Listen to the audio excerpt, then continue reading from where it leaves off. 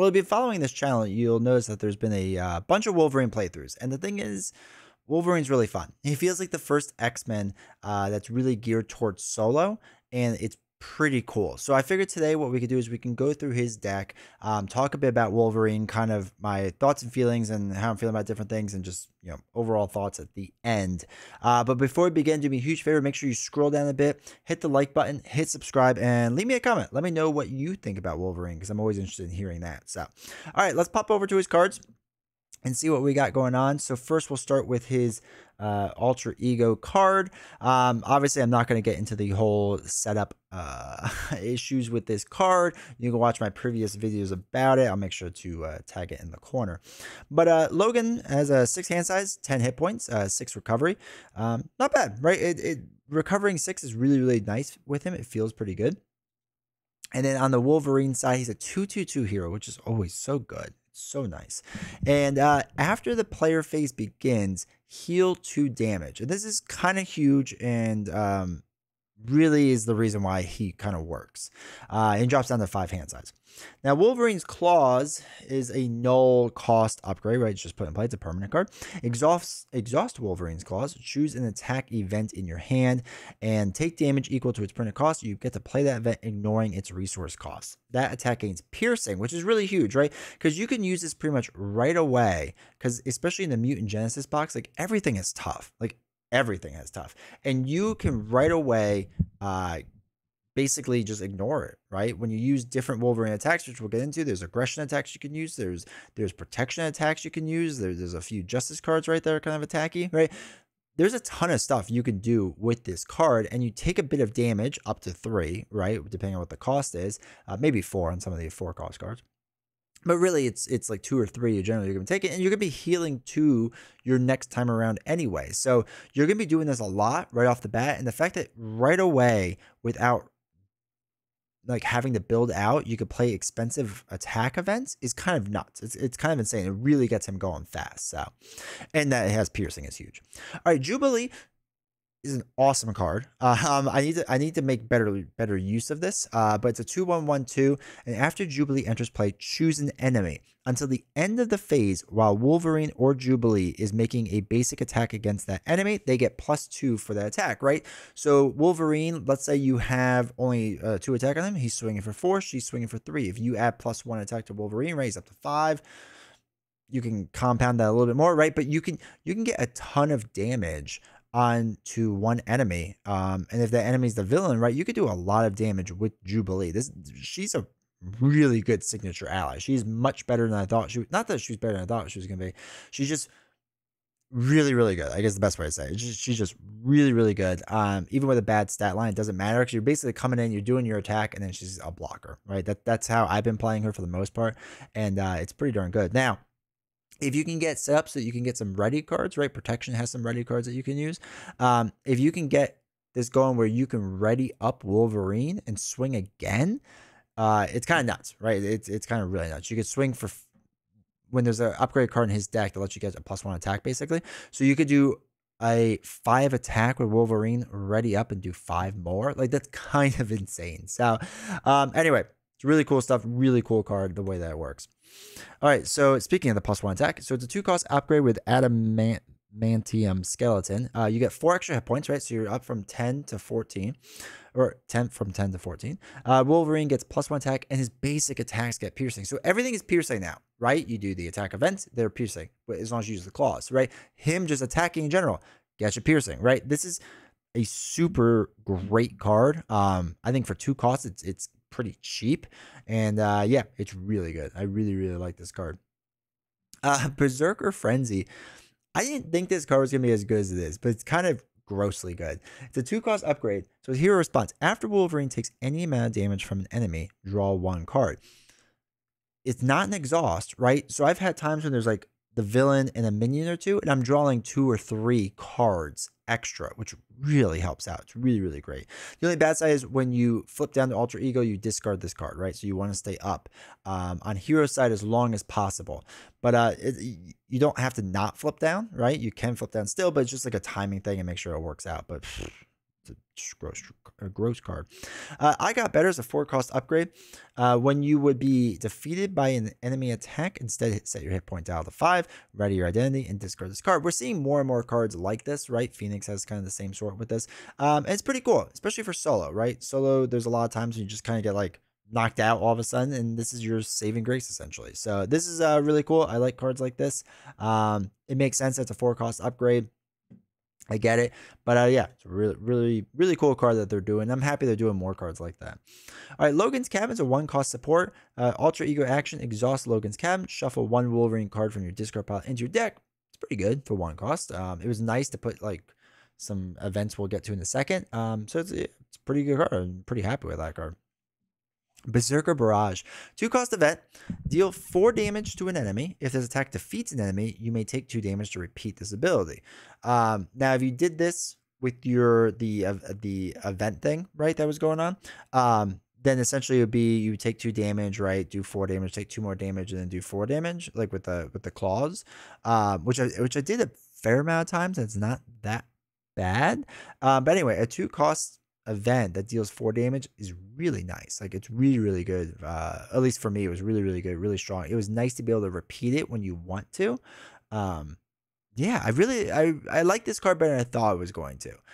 4 damage was really useful against like a lot of different minions. So it was nice to like take out the minion, or take out that minion, or go on to the whatchamacallit, the villain. So there's 2 of them in there. Slice and Dice, another pretty good attack. It's nice again to split that damage. You kind of forget how important it is to split damage sometimes, especially when there's 2 minions out there, right? It was nice with this, with a 3-cost, does 3. That's really nice. I enjoyed this card. I thought this was pretty good, and yeah, it's always funny because when you think about 3-cost events, like I always think like, oh, I want to do like the big hits. But it is nice to be able to split the damage up so that you're able to, spread the love of damage around a bit to help even the game out for you, right? And keep minions in check. And, if you do regular damage with it, that's fine too. All right, Lunging Strike is a grossly good card. It's a 3-cost event. You deal 8 damage to an enemy. If you exhausted Wolverine's Claws to play this card, this attack gains overkill. So there was a lot of times for me where I would have a 5 hand size, right? And I would have like Lunging Strike and let's say Slice and Dice, or maybe 2 Lunging Strikes, or like Berserker Barrage and a Lunging Strike, whatever. I would be able to Lunging Strike with the Claws, dealing 3 damage to myself, dealing 8 damage to the board state, right? Then doing like this, let's say, with my 3 other cards in hand on top of this. So now I'm up to, what is that, 14 damage total. And then I was swinging for another 3 on top of that. So I was hitting for 17 damage in 1 round. Like, it's not even that hard to do with Wolverine. This is one of the big things that I noticed them really early on. Because Lunging Strike, there's 2 of them, I believe. Yeah, there's 2 of them in there. It's really strong. It's easy to play with your claws. You just have to take a bit of damage. And then you still have enough resources out there to play a Slice and Dice or even Berserker Barrage, which, yes, does 2 less damage, but still, like, you still play that easily enough. Like, it's kind of insane how much you can do damage-wise without even really trying, to be honest. So next is Track by Scent. And this card works really well because of solo, to be honest. You remove 3 threat from a scheme. If this removes the last threat from a scheme, you draw 2 cards. Now, for solo, this is great, right? Because most main schemes or side schemes are going to be around that 3 mark. So you can do 2 personally, right, on your hero card. And this allows you to easily be able to draw 2 cards, right? If you throw a double to play this, you could draw 2 more cards. Like, if you have 2 cards that just don't work in your hand this round, throw them away. You get to draw 2 new cards while removing threat. Like, this is a really strong card. This is a really nice card to have. I really like it. Yeah, and this is what gives him such great thwarting ability, or better thwarting ability than I thought you would have. Then we have a 1-cost event, Regenerative Healing. You choose to either heal 4 damage to your identity or discard each stun and confused status card from your identity, which is pretty good, right? The healing 4 is nice. I used this a decent amount. I didn't use this a ton. I thought I was going to use this more than I did. But yeah, it's a pretty good card. I mean, especially at one cost event that you can just heal 4 damage. Really, really good. And there's 2 of them in there. I rarely used it for stunned and confused. Like, rarely used it for that. So, anyway, that's all of Wolverine's cards. I won't get too much into the other cards in there. I thought there's some interesting stuff. We could talk about his obligation now. His obligation is fine. You get stunned and confused, which the regenerative healing thing can kind of like take away. So that's kind of nice in a way. Like if you have the healing thing, you can play it off of this, and this obligation doesn't matter as much, which is kind of nice. But this is a pretty okay obligation. It's not terrible. Omega Red could be really tough. Omega Red, I had a hard time dealing with whenever it came on the board, which was quite a few times. So he's a 1/2/8 Brute Elite with Retaliate and Steady.